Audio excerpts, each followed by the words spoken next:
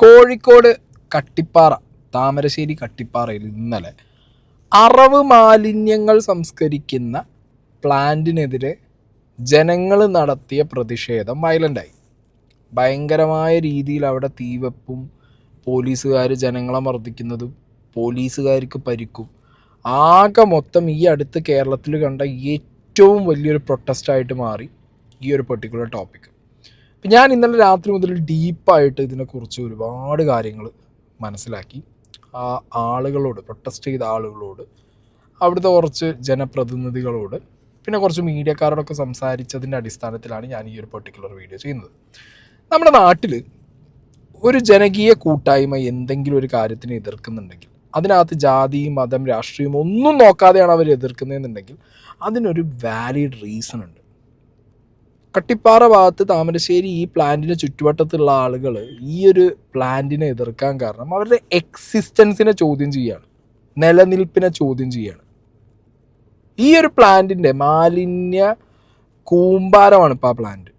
മനസ്സിലായോ? ഇത് മാലിന്യ നിർമ്മാർജ്ജനത്തിന് വേണ്ടി അറവ് മാലിന്യത്തിൽ നിന്ന് വളർത്തു മൃഗങ്ങൾക്ക് തീറ്റയുണ്ടാക്കുന്ന ഒരു പ്ലാന്റായിട്ട് വന്ന പ്രപ്പോസലിൽ നിന്ന് മാറി അതൊരു മാലിന്യ കൂമ്പാരമായി മാറി അടുത്തുള്ള പുഴ അടക്കം മലിനീകരിച്ച് ആളുകൾക്ക് ബുദ്ധിമുട്ടുണ്ടാക്കി. അവർക്ക് പലതരത്തിലുള്ള ഇഷ്യൂസ്, ഹെൽത്ത് ഇഷ്യൂസ് ഒരുപാടുണ്ട് അവിടുത്തെ ജനങ്ങൾക്ക്. അവിടെ അടുത്തുള്ള വീടുകളിലേക്ക് ഒരു കല്യാണം പോലും ഒരാൾക്ക് കിട്ടുന്നില്ല, കുട്ടികൾക്ക് മര്യാദയ്ക്ക് ശ്വാസം എടുക്കാൻ പറ്റുന്നില്ല. കോഴിക്കോട് ഇതിനു മുമ്പ് ഒരു ഞെളിയമ്പറമ്പുണ്ടായിരുന്നു, അത് നാട്ടുകാർ മറന്നിട്ടില്ല. അപ്പോൾ എന്താണ് ഈ വിഷയം എന്നുള്ളത് ഞാൻ ഡീറ്റെയിൽ ആയിട്ട് പറഞ്ഞുതരാം. ഈ വിഷയത്തിൽ ഫ്രഷ് കട്ട് എന്ന് പറഞ്ഞിട്ടുള്ള ഈ ഒരു private limited, organic products private limited കമ്പനിയാണ് ഈ പ്ലാന്റ് ടേക്ക് ഓവർ ചെയ്തത്. ഓക്കെ, ഇനി എങ്ങനെയാണ് ഈ പ്രപ്പോസൽ വന്നത് എന്നുള്ളതിലേക്കാണ് നമുക്ക് ഈ വിഷയം സംസാരിക്കുമ്പോൾ ആദ്യമായിട്ട് ചെല്ലേണ്ടത്. അറവ് മാലിന്യത്തിൽ നിന്നും വളർത്തു മൃഗങ്ങൾക്ക് തീറ്റ, ഇതാണ് ഈ പ്ലാന്റിൻ്റെ ബാക്കിലുള്ള പ്രപ്പോസൽ. 6 വർഷം മുമ്പ് വന്നൊരു വീഡിയോ ഞാൻ നിങ്ങൾക്ക് ഇവിടെ പ്ലേ ചെയ്തുതരാം. അറവ് മാലിന്യത്തിൽ നിന്നും വളർത്തുമൃഗങ്ങൾക്കുള്ള തീറ്റ തയ്യാറാക്കുന്ന കേരളത്തിലെ ആദ്യ സംരംഭത്തിന് കോഴിക്കോട് തുടക്കമായി. കോഴിക്കോട് ജില്ലാ പഞ്ചായത്ത് പ്രസിഡന്റും മേയറും പ്ലാന്റ് സന്ദർശിച്ചു. ഫ്രഷ് കട്ട് ഓർഗാനിക് ലിമിറ്റഡ് എന്ന കമ്പനിയാണ് മാലിന്യ സംസ്കരണ പദ്ധതി ഏറ്റെടുത്തിരിക്കുന്നത്. പുഴയിലേക്കും കടലിലേക്കും അറവ് മാലിന്യം തള്ളിവിടുന്ന കാടത്തം ഇനി കോഴിക്കോട് ജില്ലയിൽ നടക്കില്ല. താമരശ്ശേരിയിൽ പ്രവർത്തനം ആരംഭിച്ച അറവ് മാലിന്യ സംസ്കരണശാലയിലേക്ക് മാത്രമേ ജില്ലയിലെ കോഴിക്കടകളിലെ മാലിന്യങ്ങൾ ഇനി മുതൽ സംസ്കരണത്തിന് അനുവാദമുള്ളൂ.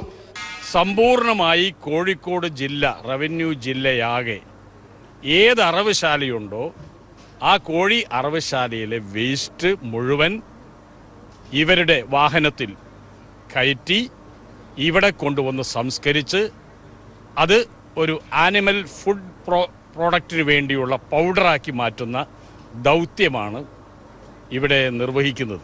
Kozhikode corporation health officer RS ഗോപകുമാറിന്റെ ആശയമാണ് പദ്ധതിയിലേക്ക് വഴിവെച്ചത്. തികച്ചും പരിസ്ഥിതി സൗഹാർദ്ദപരമായാണ് പ്ലാന്റിന്റെ പ്രവർത്തനം. ജില്ലയുടെ മുഴുവൻ അറവ് മാലിന്യം ഇവിടെ നമുക്ക് ട്രീറ്റ് ചെയ്യാനുള്ള കപ്പാസിറ്റി ഉള്ള പ്ലാന്റാണിത്. ഒരു ദിവസം 45 ടൺ വരെ നമുക്ക് ഒരു ദിവസം ഇവിടെ നമുക്ക് റീസൈക്കിൾ ചെയ്യാൻ പറ്റും. ഇതും ഒരു തരത്തിലും മറ്റൊരു തരത്തിലുള്ള സ്ലഡ്ജുകളോ സ്ലറികളോ മറ്റെന്തെങ്കിലും വേസ്റ്റ് മെറ്റീരിയൽസോ ഉള്ള ടെക്നോളജി അല്ല നമ്മൾ ഉപയോഗിക്കുന്നത്. അതുകൊണ്ട് തന്നെ ഇതൊരു ക്ലീൻ സോണാണ്. അഴിയൂർ പഞ്ചായത്താണ് ആദ്യമായി പദ്ധതി നടപ്പാക്കിയത്. ജില്ലയിലെ ഇറച്ചിക്കോഴി വ്യാപാരികളും പദ്ധതിയോട് പൂർണ്ണമായും സഹകരിക്കുന്നുണ്ട്. ഇതാണ് ഫ്രഷ് കട്ട് എന്ന് പറഞ്ഞിട്ടുള്ള ഈ പരിപാടിയുടെ ഒരു ബേസിക് പ്ലാൻ ഇതിൻ്റെ തുടക്കത്തിൽ. പക്ഷേ ഇത് പോകെ ഒട്ടും ഫ്രഷ് ആയിരുന്നില്ല. ഓക്കെ, ആളുകൾക്ക് വളരെയധികം ബുദ്ധിമുട്ടുണ്ടാക്കുന്ന രീതിയിലാണ് ഈ ഫ്രഷ് കട്ട് എന്ന് പറഞ്ഞിട്ടുള്ള ഈ ഒരു പെർട്ടിക്കുലർ പ്രൊജക്റ്റ് അവിടെ നിലനിന്ന് വന്നത്.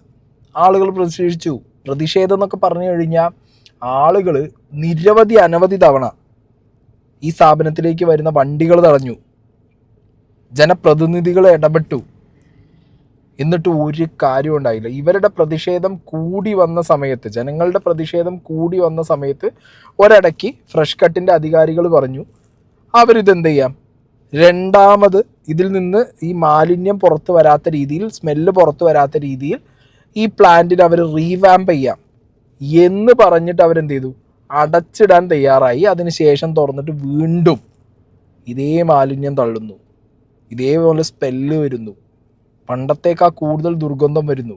ആളുകൾക്ക് ജീവിക്കാൻ പറ്റാത്ത അവസ്ഥയിൽ ആ നാട് മാറി. MK മുനീർ അടക്കം സഭയിൽ ഉന്നയിച്ച വിഷയമാണിത്. മനസ്സിലായോ? ഞാൻ സഭയിൽ നിന്ന് തന്നെ ഇതിനെക്കുറിച്ച് അന്വേഷിക്കാൻ വേണ്ടിയിട്ട് ഒരു അതോറിറ്റി വന്നു പോയിട്ട് അവരവരുടെ റിപ്പോർട്ട് വരെ വെക്കാത്തൊരു സിറ്റുവേഷൻ വരെ ഉണ്ടായിട്ടുണ്ട്.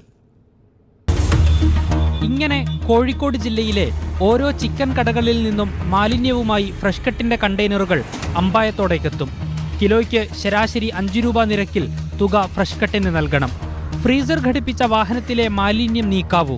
എന്നാൽ ഫ്രഷ് കട്ടിന്റെ എല്ലാ വാഹനങ്ങളിലും ഫ്രീസർ പ്രവർത്തിക്കുന്നുണ്ടോ? ചില കടകളിൽ ഫ്രീസർ വെച്ചിട്ടില്ല. അപ്പോൾ ആ സ്ഥലങ്ങളിൽ വരുന്ന മാലിന്യങ്ങൾ ഈ രണ്ടും കൂടി ഒരു വെഹിക്കിളിലാണ് ഇങ്ങോട്ട് വരുന്നത്. അപ്പം അതിൽ വരുന്ന ദുർഗന്ധം കാരണം നമ്മൾ വെച്ച ഫ്രീസർ, വണ്ടികളിൽ വെച്ച ഫ്രീസർ പെട്ടെന്ന് നശിച്ചു പോവുകയാണ്.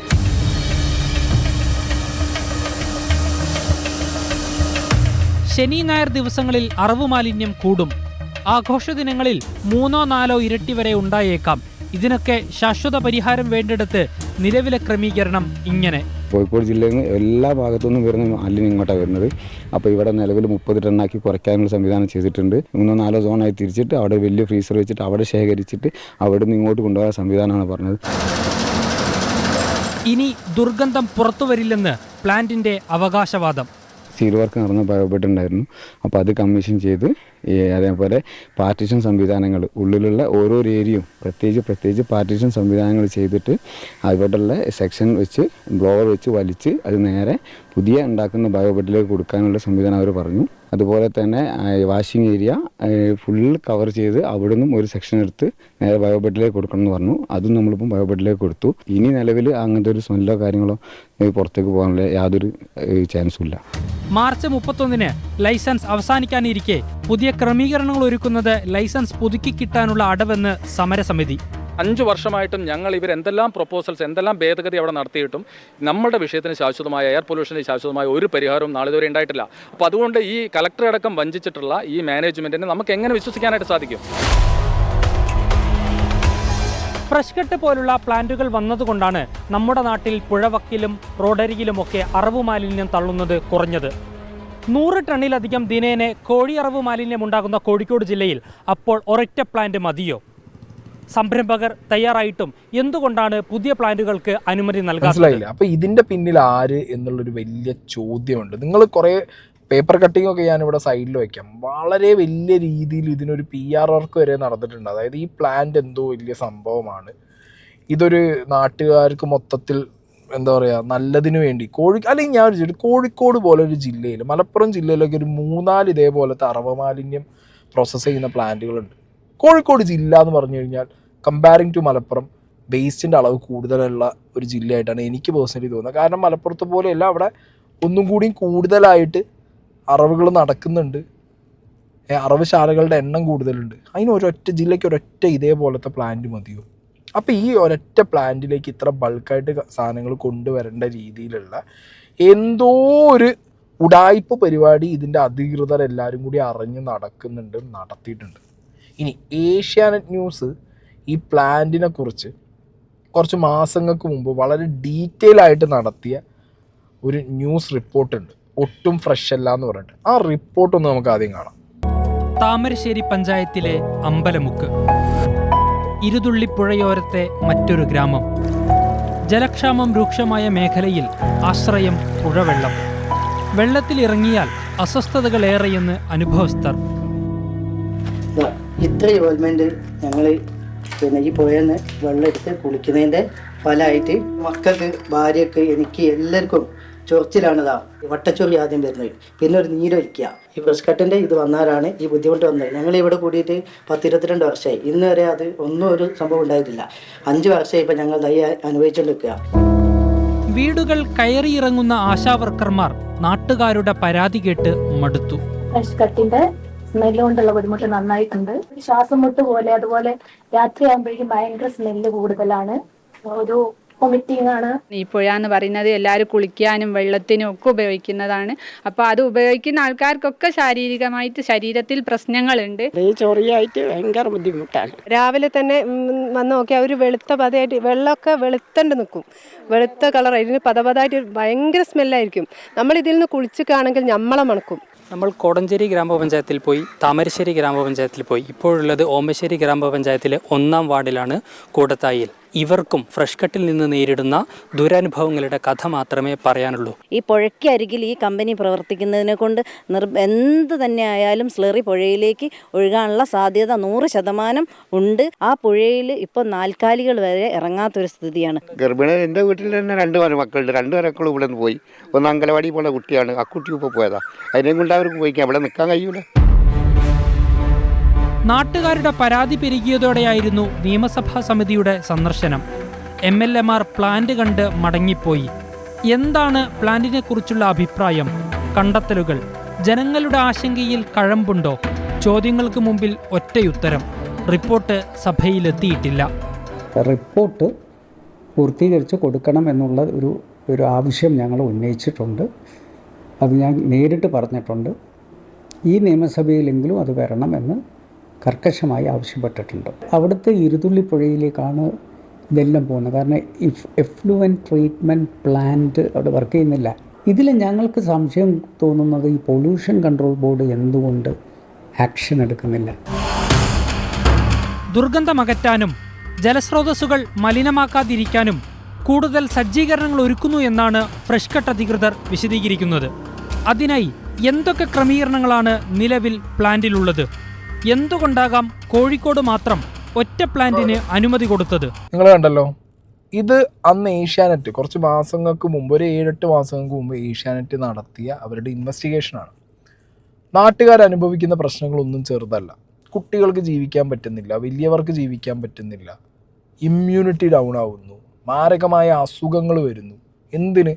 ഈ പറഞ്ഞ മൃഗങ്ങൾ പോലും ആ ഇരുതുള്ളി പുഴയിലേക്ക് ഇറങ്ങാത്തൊരവസ്ഥയിലേക്ക് കാര്യങ്ങൾ മാറുന്നു. എന്തിനാണ് സത്യത്തിൽ ഈ പ്ലാന്റ് അവർ കൊണ്ടുവന്നത്? അറവ് മാലിന്യങ്ങൾ ക്ലീൻ ആക്കാൻ വേണ്ടി, അതിൽ നിന്ന് ഫുഡ് പ്രൊഡക്റ്റ് ഉണ്ടാക്കാൻ വേണ്ടിയിട്ട്. എന്നിട്ട് അത് നാട്ടുകാർക്കൊരു ബാധ്യതയായിട്ട് മാറുമ്പോൾ അതിനകത്ത് വലിയ രീതിയിലുള്ള അഴിമതി നടന്ന് മാലിന്യം പുഴയിലേക്ക് ഒഴുക്കുന്ന രീതിയിൽ, ചുറ്റുപാടുള്ള കിണറുകൾ മലിനമാവുന്ന രീതിയിലൊക്കെ മാറുമ്പോൾ ആളുകൾ പ്രതിഷേധിക്കില്ലേ? ആളുകളുടെ പ്രതിഷേധം വരില്ലേ? ഈ പ്രതിഷേധത്തിലും ഗൂഢാലോചന ഉണ്ട്. അത് ആളുകളല്ല നടത്തിയേ. ഈ ഫ്രഷ് കട്ടിൻ്റെ പിന്നിലുള്ള ആരൊക്കെയോ ചേർന്ന് നടത്തിയ ഗൂഢാലോചനയുടെ ഭാഗമായിട്ടാണ് ഇന്നലെ അവിടെ നടന്ന ഈ നരനായാട്ട്. അപ്പോൾ എന്താണെങ്കിലും ഇതിനകത്ത് നോക്കേണ്ട 1-2 ആസ്പെക്ട്സ് ഉണ്ട്.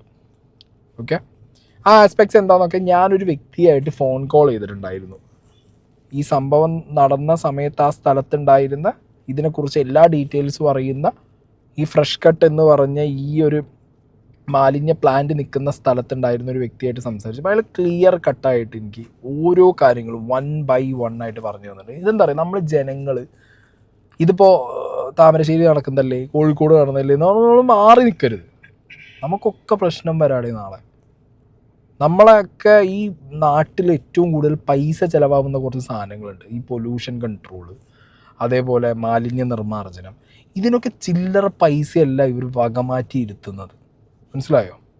മാറി മാറി വരുന്ന സർക്കാരുകളൊക്കെ ഇങ്ങനത്തെ കുറേ കാര്യങ്ങൾക്ക് ഒരു അക്കൗണ്ടും അവർ കീപ്പ് ചെയ്യില്ല. ഇതിനൊന്നും കോടിക്കണക്കിന് രൂപയാണ് അവർ സ്പെൻഡ് ചെയ്യുന്നത്. എന്നാൽ ഇതിൽ നിന്ന് നമ്മൾ ജനങ്ങൾക്ക് എന്തെങ്കിലും, ഇപ്പോഴും നമ്മളെ ചുറ്റുപാട് മാലിന്യമല്ലേ? നമുക്ക് നമ്മളുടെ വീടിന് അടുത്ത് ചെറിയൊരു മാലിന്യ കൂമ്പാരം ഉണ്ടെങ്കിൽ തന്നെ നമ്മൾ മൂക്ക് കുത്തി പോകുന്ന ആളുകളാണ്. നിങ്ങളൊന്ന് ആലോചിക്കുക, ഒരു പ്രദേശത്തെ ആളുകൾ മൊത്തം ഈ മാലിന്യം കൊണ്ട് ഒരു 5-6 വർഷമായിട്ട് അനുഭവിച്ചുകൊണ്ടിരിക്കുന്നത്. അപ്പോൾ അവരുടെ കാര്യം കഷ്ടമല്ലേ? അവർ പ്രൊവോക്ഡ് ആവാതിരിക്കുമോ? പിന്നെ അവരെ പ്രൊവോക്കേഷൻ മുതലെടുത്തുകൊണ്ട് ഇതിനകത്തൊരു കള്ളക്കളി നടന്നു. ആ കള്ളക്കളിയാണോ ഇന്നലത്തെ തീവെപ്പും പോലീസിൻ്റെ ഈ ക്രൂരത എന്നുള്ള ഒരു ചോദ്യം ഇതിനകത്ത് ബാക്കി കിടക്കുന്നുണ്ട്. നിങ്ങൾ ആ 20 മിനിറ്റുള്ള ഡീറ്റെയിൽഡ് കോൾ ഒന്ന് കേൾക്ക്. Hello hello. ബ്രോ, എനിക്ക് ആദ്യം മുതലുള്ള ഇതിപ്പോ ഒരു ഏകദേശം എത്ര കൊല്ലായി? 5-6 കൊല്ലായില്ലേ തുടങ്ങിയിട്ട്? 6 വർഷമായി ഈ സ്ഥാപനം ഇവിടെ തുടങ്ങിയിട്ട്. ഓക്കെ. ഇത് തുടങ്ങുന്ന സമയത്ത് ഇവര് പുറത്തുണ്ടായിരുന്ന ഒരു പിക്ചർ എന്ന് പറഞ്ഞാൽ ഇവർ ഈ ഫ്രോസൺ ചിക്കന്റെ ആ ഒരു സംഭവമാണെന്നുള്ള രീതിയിലായിരുന്നു ഒരു പ്രചരണം ഉണ്ടായിരുന്നത്. ഫ്രഷ് കട്ട് എന്നുള്ള പേര് തന്നെ അങ്ങനെയാണല്ലോ. ഫ്രഷ് കട്ട് എന്നുള്ള പേര് കണ്ട സമയത്ത് അതിന് ഇത് തുടങ്ങി കഴിഞ്ഞതിന് ശേഷമാണ് നമ്മൾ അറിയുന്നത് ഈ അറവ് മാലിന്യം സംസ്കരിക്കുന്ന സംവിധാനമാണ് ഇത് എന്നുള്ളത്. ഓണേഴ്സ് താമരശ്ശേരി ഭാഗത്തൊക്കെ ഉള്ള ആളുകളാണ്. എത്ര ആളുണ്ട്? അത് 6 പേര്. മുമ്പ് ഇതിൽ ഒരുപാട് പാർട്ട്നേഴ്സ് ഉണ്ടായിരുന്നു. പിന്നെ ഈ പ്രശ്നങ്ങളും കാര്യങ്ങളും ഒക്കെ ആയ സമയത്ത് കുറച്ച് പാർട്ട്നേഴ്സൊക്കെ ഇതിന്ന് പുറത്തേക്ക് പോകുന്നതാണ്. എന്നാൽ ഈ ഒരു ആൾക്കാർക്ക് ബുദ്ധിമുട്ടാവുന്ന രീതിയിലുള്ള കാര്യങ്ങളൊക്കെ ആയ സമയത്ത് നാട്ടിലുള്ള ആളുകളൊക്കെ ഇതിന്റെ പാർട്ണർഷിപ്പിൽ നിന്ന് പുറത്ത് വന്നതാണ്. ഇത് എവിടെയാണ് താമരശ്ശേരി എവിടെയായിട്ടാ വരിക? ഇത് പ്രോപ്പർ കട്ടിപ്പാറ പഞ്ചായത്തിലാണ് ഇത് വരുന്നത്. പക്ഷെ ഇത് കറക്റ്റ് താമരശ്ശേരി പഞ്ചായത്ത്, കോടഞ്ചേരി പഞ്ചായത്ത്, ഓമശ്ശേരി പഞ്ചായത്ത്, ഈ 3 പഞ്ചായത്തുകൾ കട്ടിപ്പാറ പഞ്ചായത്തിന്റെയും ബോർഡറിലാണ് ഇത് കിടക്കുന്നത്. അപ്പൊ ഇതില് വരുന്ന സമയത്ത് തന്നെ 5-6 വർഷം മുമ്പ് ചുറ്റുവട്ടത്ത് വീടും കാര്യങ്ങളൊക്കെ ഉണ്ടായിരുന്നില്ലേ? ഇത് ഒരു എസ്റ്റേറ്റിന്റെ ഉള്ളിലാണ്. പക്ഷെ ഈ എസ്റ്റേറ്റിന്റെ ഉള്ളിൽ ഇവരെ സ്ഥാപനത്തിന്റെ ഏകദേശം ഒരു 10-300 മീറ്ററിന്റെ ഉള്ളിൽ തന്നെ എസ്റ്റേറ്റുമായിട്ട് ബന്ധപ്പെട്ട കുടുംബങ്ങളെ വീടുകളുണ്ട്, ഒറ്റപ്പെട്ട വീടുകൾ.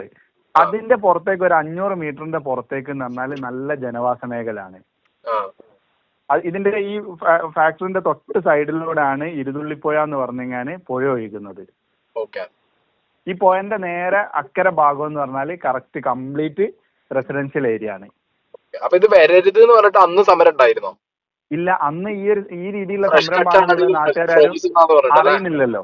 ഇത് ഫ്രോസൺ പറഞ്ഞാൽ ഈ എസ്റ്റേറ്റിന്റെ ഉള്ളുകളിലൊക്കെ ഒരുപാട് ഈ പോൾട്രി ഫാമുകൾ ഉണ്ട്, അതുപോലെ തന്നെ പന്നി ഫാമുകൾ ഉണ്ട്, കാര്യങ്ങളൊക്കെ ഉണ്ട്.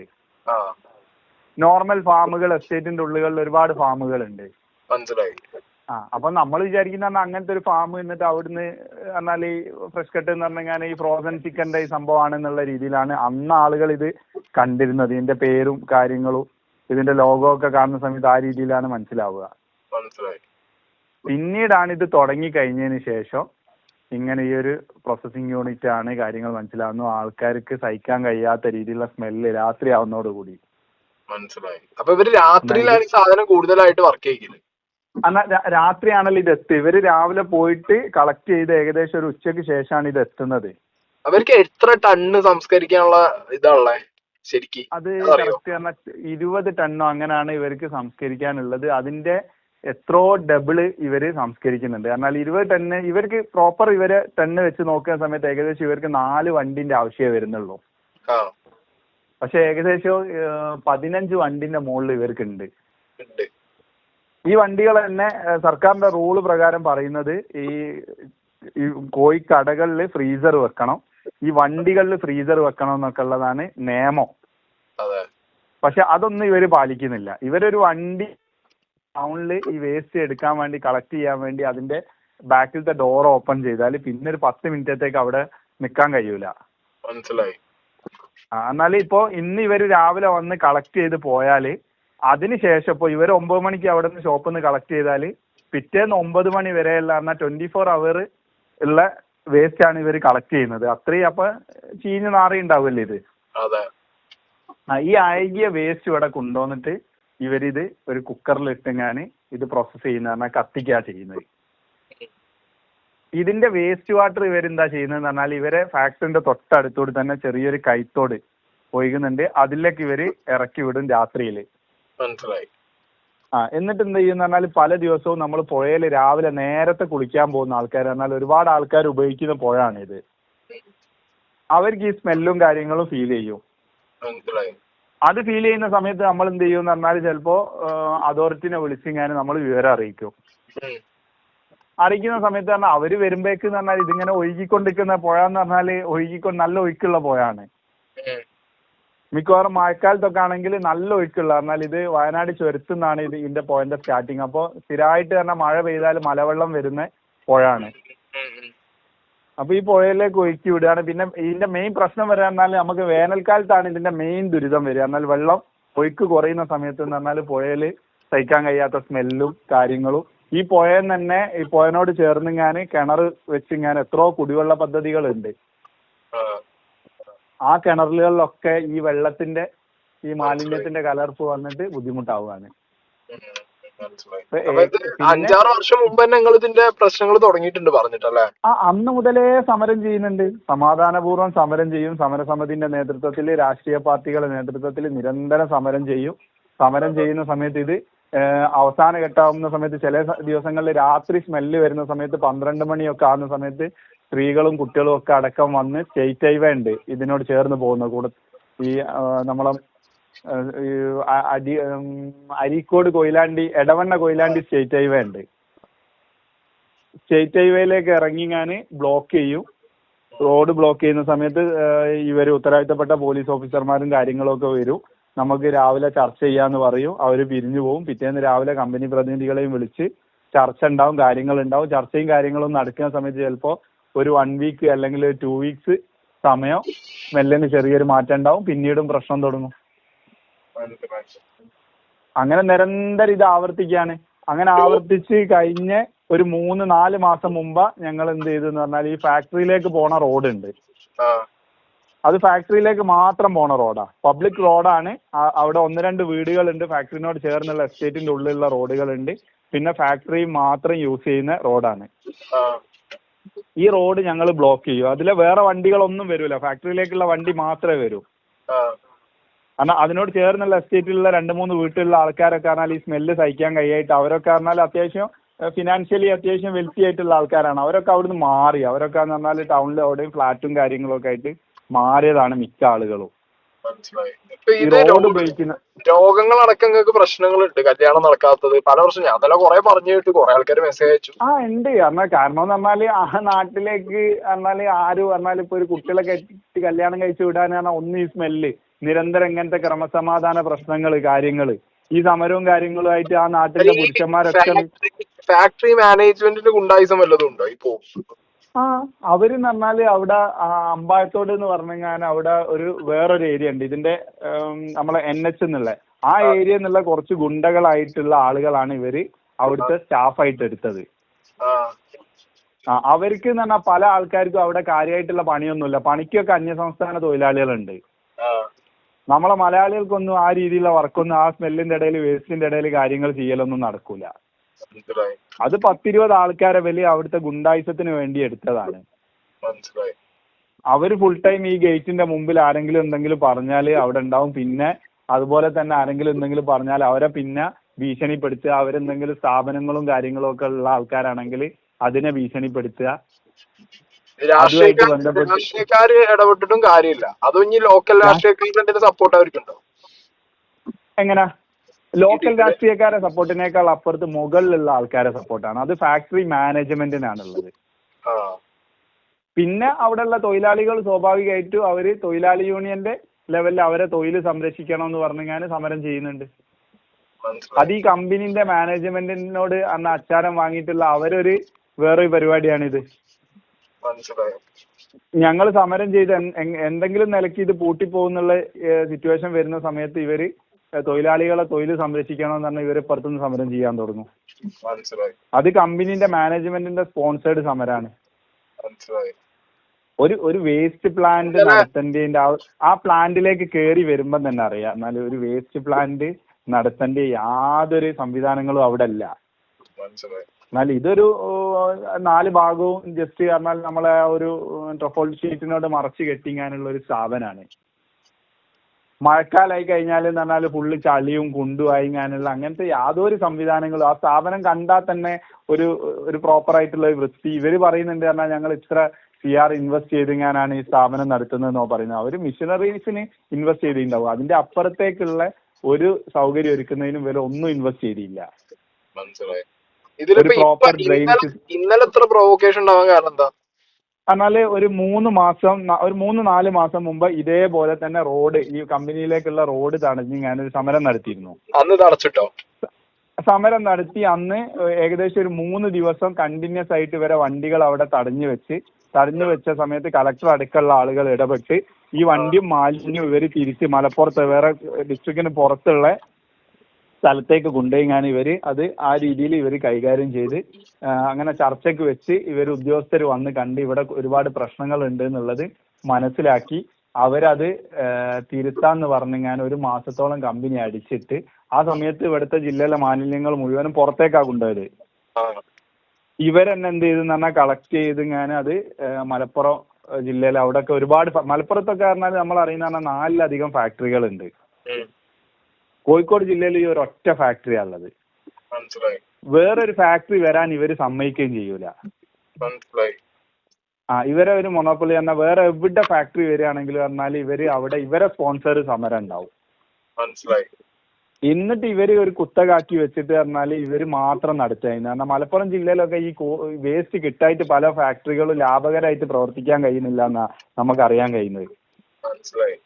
ആ ഒരു സാഹചര്യത്തിലാണ് ഇവിടെ ഇവര് മാത്രമേ ഉള്ളൂ. എന്നാൽ വേറെ പറഞ്ഞാൽ കളക്ടറേറ്റിൽ പൊല്യൂഷൻ കൺട്രോൾ ബോർഡിൽ പുതിയൊരു ഫാക്ടറിക്കുള്ള അപേക്ഷ കിട്ടിക്കഴിഞ്ഞാൽ അപ്പം തന്നെ അവിടെ നിന്നുള്ള ഉദ്യോഗസ്ഥർ ഇതെന്ത് ചെയ്യും എന്ന് പറഞ്ഞാൽ ഇവർക്ക് ലീക്ക് ചെയ്ത് കൊടുക്കും. ഇങ്ങനെ പുതിയ ഫാക്ടറി തുടങ്ങാനുള്ള ഒരു അപേക്ഷ വന്നിട്ട് എന്നിട്ട് ഇവരെന്ത് ചെയ്യും എന്ന് പറഞ്ഞാൽ ആ നാട്ടിൽ ഇവർ സ്പോൺസർ ചെയ്ത് സമരം, അവിടെയുള്ള ആളുകൾക്ക് ഫണ്ട് ചെയ്തിങ്ങാൻ സമരം ചെയ്യിച്ചിങ്ങാൻ ഇവരെന്ത് ചെയ്യും എന്ന് പറഞ്ഞാൽ ഫാക്ടറി വരാൻ അനുവദിക്കുന്നില്ല. എന്നാലോ ഈ ഫാക്ടറിന്റെ കപ്പാസിറ്റിയും കാര്യങ്ങളൊന്നും ഇവര് വർദ്ധിപ്പിക്കുന്നുമില്ല. ഒന്നും ചെയ്യാതെ പറഞ്ഞാൽ ഇവര് ഈ കൊള്ളലാഭം ഉണ്ടാക്കുക, മാക്സിമം ലാഭം ഉണ്ടാക്കുക എന്നുള്ള ഉദ്ദേശം. അപ്പൊ ഈ 3 മാസം മുമ്പ് ഇങ്ങനെ ഒരു സമരം നടന്ന സമയത്ത് പോലീസ് ഈ രീതിയിലുള്ള ഇടപെടലൊന്നും നടത്തിയില്ല. പോലീസ് അന്ന് പറഞ്ഞാൽ നമ്മള് വണ്ടി ഒന്നും ആക്രമിച്ചില്ല. അന്ന് വണ്ടി അവിടെ വരിയായിട്ട് 1 മാസത്തോളം പൂട്ടിയിട്ട് ഇവര് റിനോവേറ്റ് ചെയ്ത് ഞാൻ വീണ്ടും റീഓപ്പൺ ചെയ്താണ്. റീഓപ്പൺ ചെയ്ത സമയത്താണ് ഇപ്പൊ ഈ സമരം ഉണ്ടായത്. റീഓപ്പൺ ചെയ്ത സമയത്ത് നമ്മൾ ആദ്യം സമരത്തിനൊന്നും പോയില്ല. റീഓപ്പൺ ചെയ്ത സമയത്ത് ഈ സ്മെല്ലൊക്കെ മാറി എന്ന് പറഞ്ഞ് ഞാനല്ലേ റീഓപ്പൺ ചെയ്യുന്നത്. അങ്ങനെ സ്മെല്ല് വന്ന സമയത്ത് നമ്മൾ പരാതി പറഞ്ഞ സമയത്ത് അവർ പറഞ്ഞു തന്നാൽ അവർ ഏതോ ഒരു മെഷീന്റെ ഏതോ ഒരു ബുഷും ഒരു നട്ടോ ആ കാര്യങ്ങൾ വന്നിട്ടില്ല. ആ സാധനം വന്ന് ആ ഒരു പാട്ടുകൂടിയും ഫിറ്റ് ചെയ്ത് കഴിഞ്ഞാൽ ഇനി സ്മെല്ല് ഉണ്ടാവില്ല എന്ന് പറഞ്ഞു.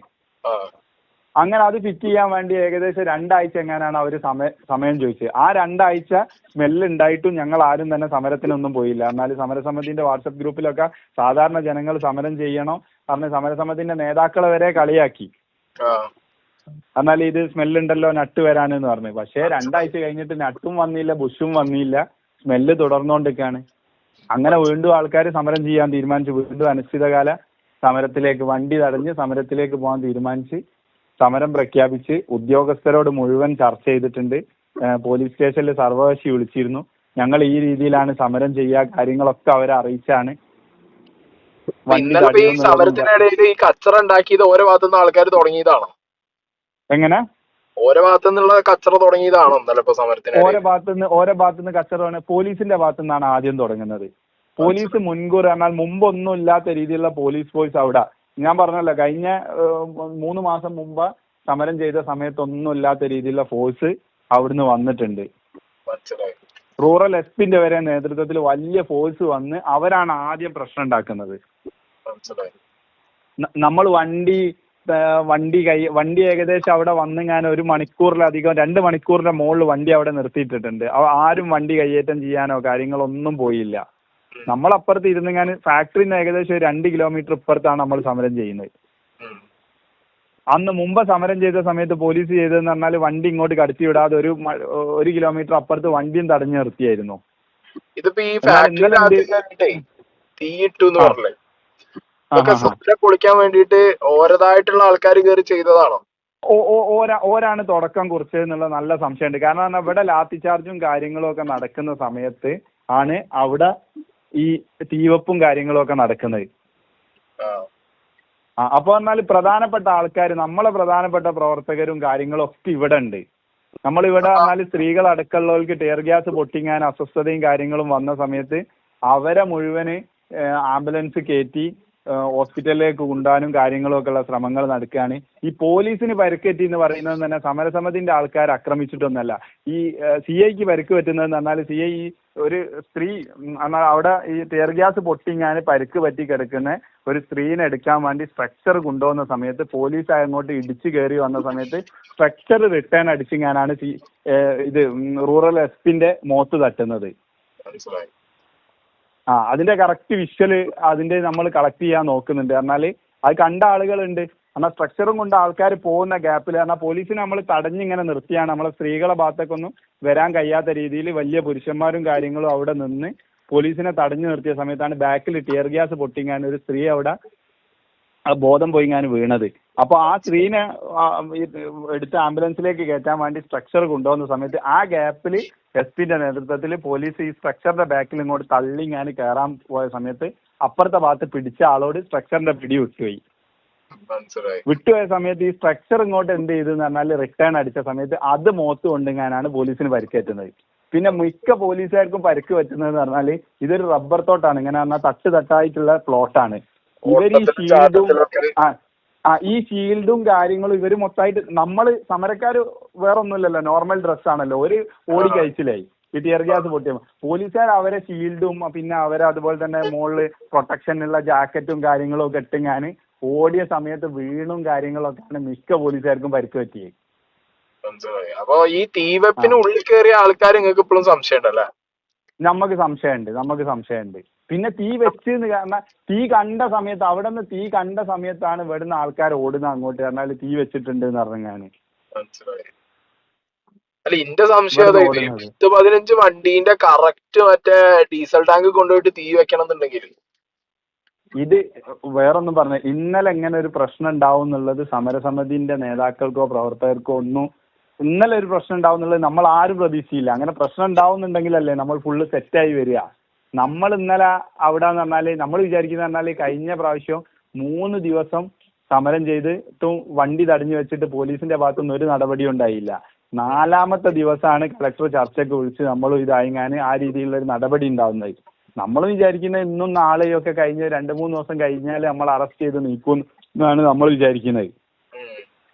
അപ്പൊ അറസ്റ്റ് ചെയ്ത് നീക്കുമ്പോ അടുത്ത ടീം വരാൻ വേണ്ടി അവൻ തന്നെ ഒരു സമാധാനപൂർവ്വം അറസ്റ്റ് ചെയ്യുമെന്നൊക്കെയാണ് വിചാരിക്കുന്നത്.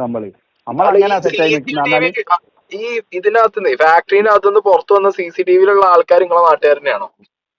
എങ്ങനാ CCTV അത് ഈ കത്തിയതിന് ശേഷം അവിടെ ആൾക്കാർ ഇരിച്ചെത്തിയിട്ടുണ്ട്. കത്തിയതിനു ശേഷം അവിടെ പ്രശ്നം പറഞ്ഞാല് അത് നമുക്ക് നല്ല ആശങ്കയുണ്ട്. കാരണം എന്ന് പറഞ്ഞാൽ ഇത്രയും പോലീസ് ഇവിടെ നിൽക്കുന്ന സമയത്ത് ഫാക്ടറിന്റെ അടുത്ത് ഒട്ടും പോലീസുകാർ, അവിടെ 2-3 പോലീസുകാർ മാത്രമേ നിന്നുള്ളൂ. സാധാരണ കേസിൽ എന്ന് പറഞ്ഞാൽ ഇവര് ഫാക്ടറിന്റെ അടുത്ത് 3-4 ബസ് വെച്ചിങ്ങനെ പ്രൊട്ടക്ഷൻ കൊടുക്കുന്ന ആ പ്രൊട്ടക്ഷൻ ഒന്നും ഇന്നലെ ഫാക്ടറിക്ക് ഉണ്ടായില്ല.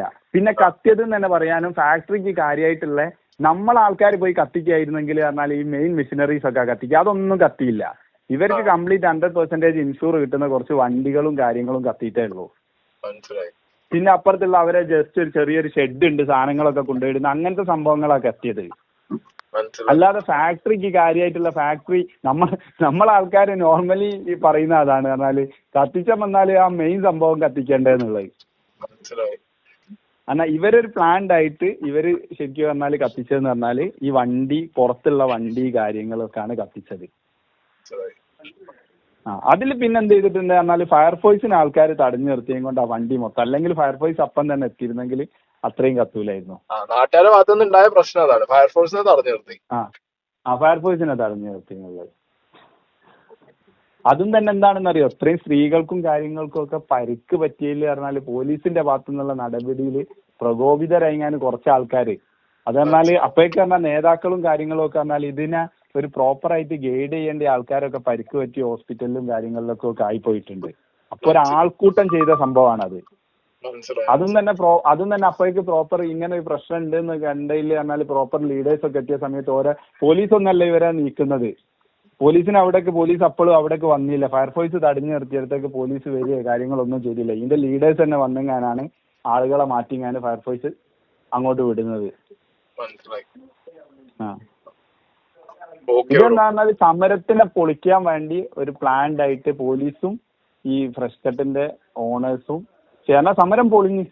ഇനി സമരം ചെയ്യാനുള്ള ഒരു സാഹചര്യം ഇല്ലാണ്ടായി പോയി. എന്നാൽ അവർക്ക് സുഗമമായിട്ട് കാര്യങ്ങൾ ചെയ്യാൻ പറ്റുന്ന രീതിയിലേക്ക് കാര്യങ്ങൾ എത്തി. അതിന് അവർക്ക് പറഞ്ഞാൽ മിക്കവാറും ഒരു 1 CR നഷ്ടം, വണ്ടി കത്തിയൊക്കെ അതൊക്കെ അവർ ഇൻഷുറൻസിൽ ക്ലെയിം ചെയ്തെടുക്കുകയും ചെയ്യും. പാവം കുറെ പോലീസുകാർക്ക് പരിക്കും പറ്റിയിട്ടുണ്ട്. നാട്ടുകാർ 100-300 ആൾക്ക് കേസുമായി. ഇവർക്ക് ഇനിയും നമ്മൾ സ്മെല്ല് സഹിച്ചിങ്ങാൻ ഇതാക്കേണ്ട രീതിയിലുള്ള ഇവരെന്ത് ചെയ്യുന്ന പറഞ്ഞാൽ വളരെ പ്ലാൻഡ് ആയിട്ട് ഇതിനെ ഒരു വർഗീയപരമായിട്ട് തിരിച്ചിടാൻ ഉള്ള ഈ ഫേസ്ബുക്കിലൊക്കെ പറഞ്ഞാൽ പല പോസ്റ്റിലും ഫസ്റ്റ് കമന്റ് അടിക്കുന്ന ഇവരെ ആൾക്കാർ തന്നെയാണ്. ആ രീതിയിൽ തിരിച്ചിടാനുള്ള ശ്രമങ്ങളും ഒക്കെ ഇവരെ ഭാഗത്തുനിന്ന് തന്നെ ഉണ്ടാവുന്നുണ്ട്. ഓക്കെ, ഇപ്പൊ നിങ്ങൾക്ക് ഓൾമോസ്റ്റ് ഇതിനകത്ത് എന്താ സംഭവിച്ചതെന്നുള്ളതിനെ കുറിച്ചൊരു ക്ലാരിറ്റി കിട്ടിക്കാണും. ഞാൻ നോക്കുമ്പോൾ ഒരു 5-6 മാസം മുമ്പ് വരെ മീഡിയാസ്, ഇപ്പോൾ ഏഷ്യാനെറ്റ് ആണെങ്കിൽ ഏറ്റവും കൂടുതൽ ഒരു ഇൻവെസ്റ്റിഗേഷൻ ഫേസിൽ കാര്യങ്ങൾ ചെയ്തിട്ടുള്ളത്.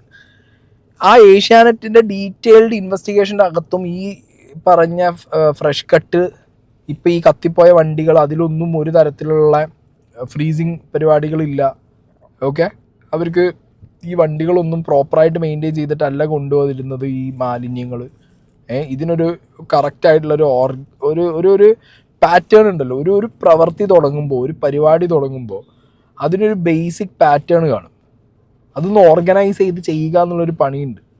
ഇത് ഉദ്യോഗസ്ഥ ലെവലിൽ 5-6 വർഷം മുമ്പ് ഈ പ്ലാന്റ് തുടങ്ങി അവിടെ ഇതേപോലത്തെ പ്രശ്നങ്ങളുണ്ട് എന്ന് അറിഞ്ഞു കഴിയുമ്പോൾ നാട്ടുകാരതിന് പ്രതിഷേധം മുന്നോട്ട് വയ്ക്കുമ്പോൾ ആ സമയത്ത് തന്നെ പൊല്യൂഷൻ കൺട്രോൾ ബോർഡും ബാക്കിയുള്ളവരും ഇടപെട്ട് തീർക്കേണ്ട ഒരു പരിപാടിയിൽ നിന്ന് ഇത് ഇങ്ങനത്തെ വലിയൊരു പ്രൊട്ടസ്റ്റായി. ഇന്ന് 100-300 പേർക്കെതിരെ കേസായി. ഭയങ്കരമായ ദുരൂഹത ഇതിൻ്റെ പിന്നിൽ നിൽക്കുന്ന രീതിയിൽ മാറിയിട്ടുണ്ടെങ്കിൽ ചെറിയ മീനുകളൊന്നുമല്ല ഇതിൻ്റെ പിന്നിലുള്ളത്. വലിയ വലിയ മീനുകളും വലിയ വലിയ പേരുകളും അവരുടെ ബിനാമികളും അവരുടെ മക്കളും അവരുടെ കൂട്ടക്കാരും കുടുംബക്കാരുമാണ്. പലരുടെ പേരും ഞാൻ ഇവിടെ പറയുന്നില്ല. പറഞ്ഞു കഴിഞ്ഞാൽ എന്താ പറയുക, പറഞ്ഞു കഴിഞ്ഞാൽ അതൊക്കെ കണ്ടുപിടിക്കേണ്ടത് പോലീസോ അല്ലെങ്കിൽ ബാക്കി പരിപാടികളോ. എൻ്റെ പരിപാടിയല്ല എന്ന് എനിക്ക് തോന്നുന്നു. ഞാനത് പറയുന്നില്ല, കാരണം അത് പറയും തോറും അത് വേറെ വിഷയങ്ങളിലേക്ക് പോകാനുള്ള ചാൻസ് ഞാൻ കാണുന്നുണ്ട്.